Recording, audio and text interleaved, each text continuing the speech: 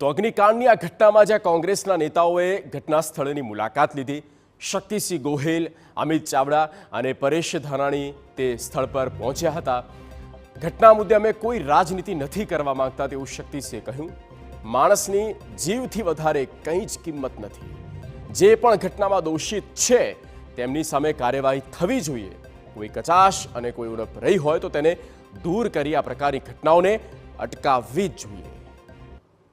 ગમે તે મોટા આશ્વાસનો માણસનો જીવ પાછો નથી લાવી શકતા અને એટલે જ વારંવાર નામદાર હાઈકોર્ટે પણ એવું હતું કે ફાયર સેફટીના દરેક પ્રાવધાન વ્યવસ્થિત રાખો। આજે અત્યારે આ તબક્કે વિશેષ કશું જ નથી કહેવું, બધાને મળીએ છીએ। અત્યારે એક પ્રાર્થના સભા પણ છે શોકાંજલિ આપવા માટેની। એમાં ગયા પછી 8 વાગે સરદાર સાહેબની પ્રતિમા પાસે દીપ પ્રાગટ્ય કરીને શ્રદ્ધાસુમન સમર્પિત કરીશું।